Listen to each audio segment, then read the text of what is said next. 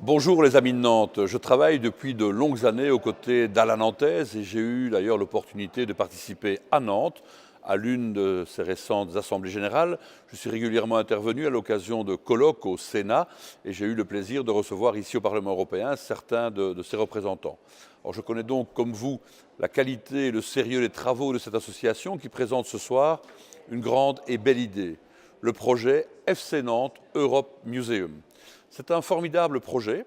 Donner une dimension européenne au musée d'un club est une superbe proposition. Je connais l'histoire du FC Nantes, ses épopées européennes magnifiques et je peux vous assurer que ce jeu fabuleux totalement hors norme, le jeu à la nantaise, a laissé une trace indélébile aux quatre coins du continent. Si les Européens connaissent Nantes, c'est évidemment en partie grâce au club de foot de la ville. Et en tant que passionné de ce sport, je sais aussi que le football est un formidable vecteur éducatif. Des projets scolaires basés sur le parcours européen du FC Nantes sont une opportunité particulièrement précieuse de faire découvrir l'histoire, la géographie ou encore l'économie de notre continent. Mais le projet FC Nantes Europe Museum me paraît encore plus pertinent pour l'autre idée qu'il porte en lui, celui d'une gouvernance partagée, à l'image de ce qui fait l'ADN du FC Nantes, le collectif.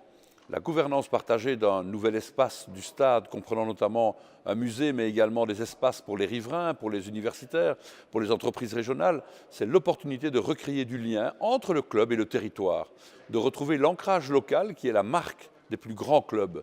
Car un club de football est bien sûr une société commerciale, mais c'est bien plus qu'une société commerciale. Més que un club, comme on dit à Barcelone. C'est également un creuset de mixité sociale qui est un élément essentiel du patrimoine d'une ville, d'une région.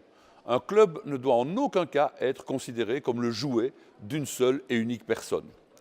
L'ensemble des acteurs locaux doivent s'impliquer dans ce projet audacieux et notamment les supporters.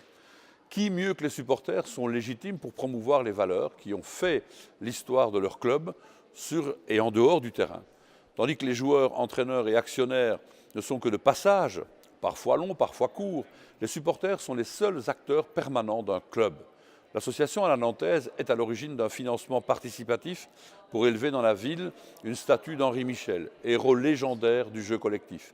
Cette initiative, à laquelle j'ai eu le plaisir de participer, démontre que les supporters savent être au rendez-vous lorsqu'il s'agit de mettre en valeur leur histoire et leurs principes.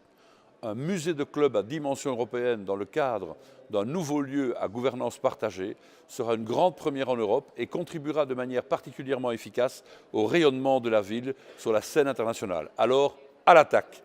Je laisse à présent la parole aux interventions relatives au financement et je sais que les intervenants sont de très grande qualité. Ils vont pouvoir vous informer qu'un événement sera organisé au Parlement européen à Bruxelles en octobre prochain.